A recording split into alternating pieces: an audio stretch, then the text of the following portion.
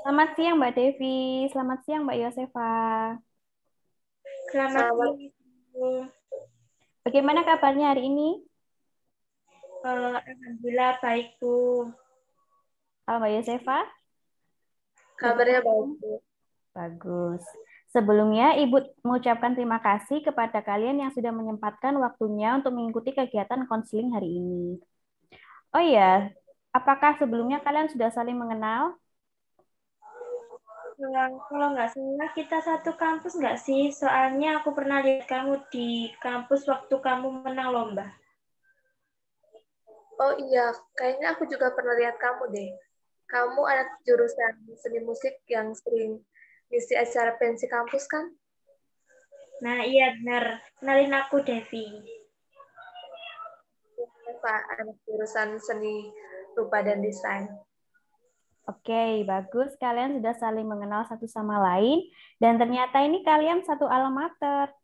Saya harap nantinya bisa saling terbuka satu sama lain ya. Iya, Bu. Iya, Bu. Oke, baiklah. Sebelum kita memulai kegiatan konseling pada hari ini, marilah kita berdoa terlebih dahulu. Berdoa menurut agama dan keyakinan masing-masing. Berdoa mulai.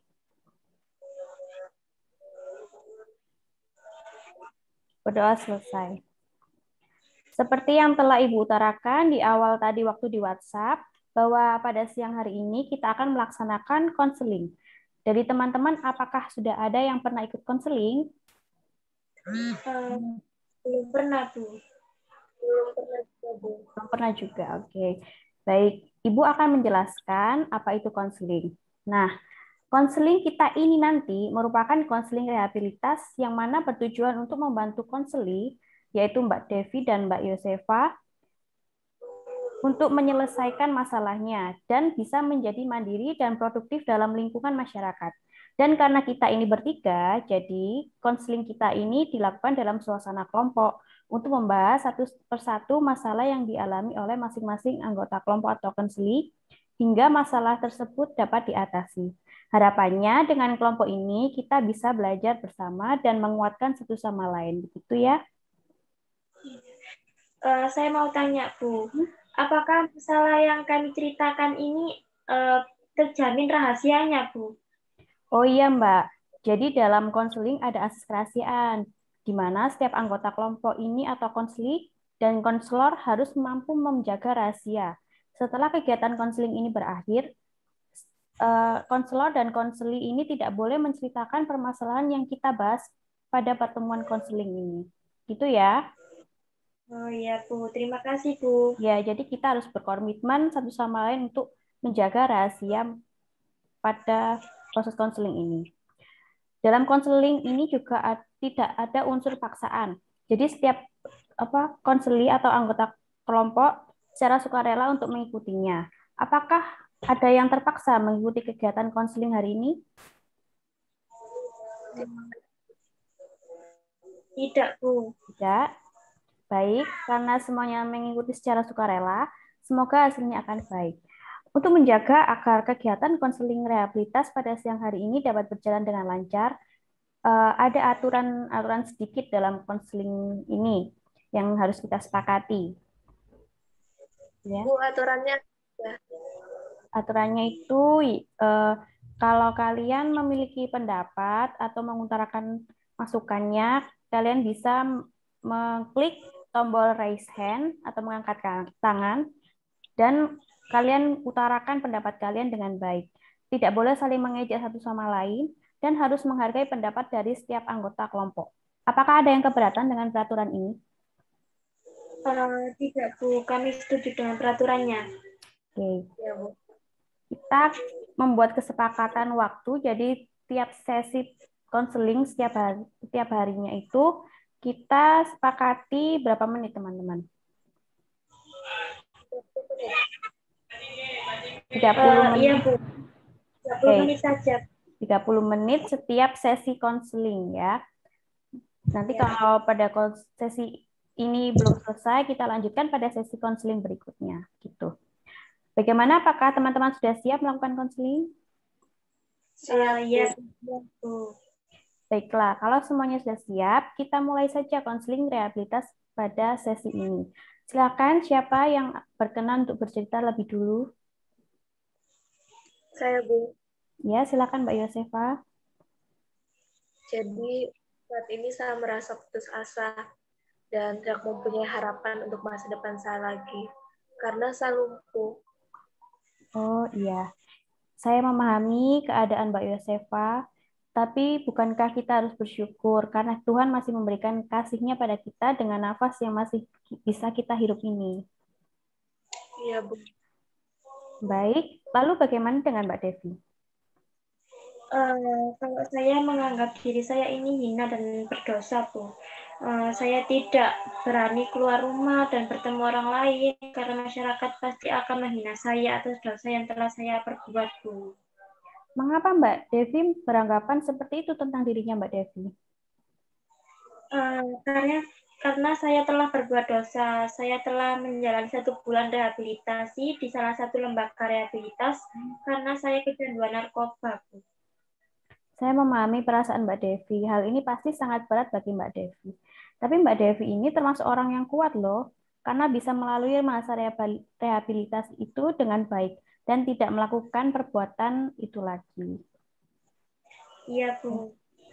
Oke, dari apa yang sudah disampaikan oleh teman-teman tadi, kita sepakati terlebih dahulu cerita siapa yang akan kita bahas terlebih dahulu pada pertemuan ini. Sepertinya Siapa? Mbak Yos lebih dahulu deh, Bu. Oke, bagaimana Mbak Yosefa? Apa setuju? Iya, saya setuju, Bu. Baiklah. Ibu persilakan Mbak Yosefa untuk menceritakan hambatan atau apa yang dirasakan Mbak Yosefa lebih lanjut. Silakan Mbak. Diri saya ini lagi, Bu. Apa? Saya merasa bahwa diri saya ini tidak berguna lagi.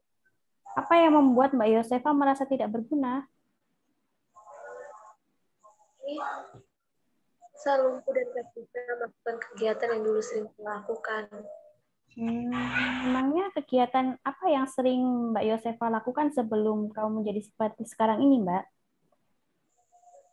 Saya itu kan di sesi aktif hari dari sampai dan pada perlombaan terakhir semester kemarin saya mengalami kecelakaan.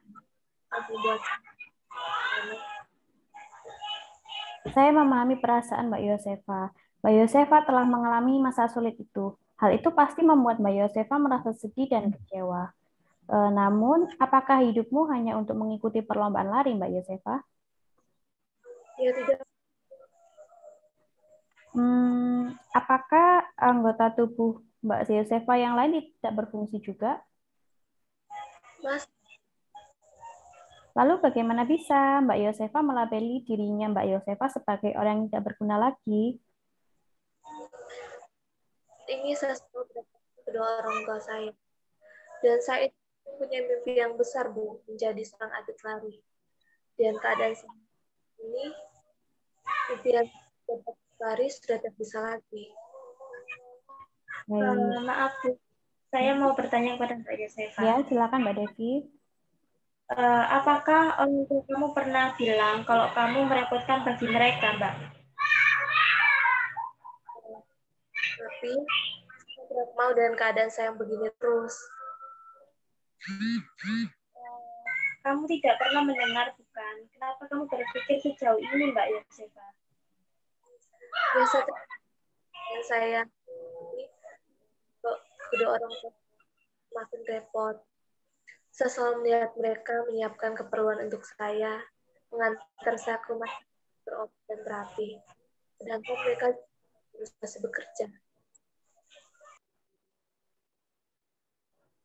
Baik, Ibu mengerti dengan perasaan yang kamu rasakan sekarang ini. Kamu belum bisa menerima keadaanmu sekarang dan berpikir bahwa orang tuamu menjadi repot karena keadaanmu sekarang.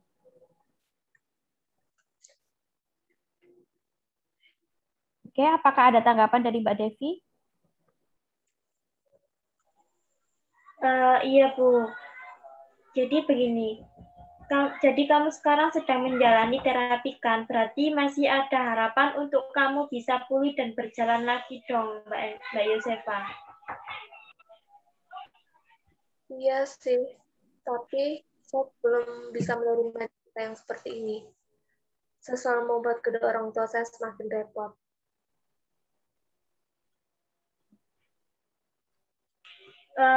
Saya sebagai teman mengerti apa yang kamu rasakan saat ini. Saya juga turut ikut prihatin dengan kondisimu saat ini. Kamu yang sabar ya, tetap semangat. Pasti di balik keadaanmu saat ini ada hikmahnya. Ya, betul itu Ya, Mbak Yosefa. Saya rasa sih itu adalah bentuk cintanya orang tuamu ke kamu. Kamu harus bersyukur atas itu. Orang tuamu sangat sayang dan peduli dengan kamu, Mbak. Iya, betul itu, Bu. Setiap orang tua pasti inginkan yang terbaik untuk anaknya. Iya, iya mereka betul. buat terbaik yang saya tahu, Bu. Baik, apakah masih ada yang ingin Mbak Yosefa ceritakan lagi? Saya rasa sudah, Bu. Dari masalah yang sudah kamu ceritakan, apa yang menjadi harapannya Mbak Yosefa sekarang? Saya lebih menerima diri saya dengan keadaan saya yang seperti sekarang ini. Oke, jadi konseling kita ini bertujuan untuk membantu Mbak Yosefa untuk bisa lebih menerima dan mencintai dirinya Mbak Yosefa yang sekarang. Gitu ya. Iya, Bu.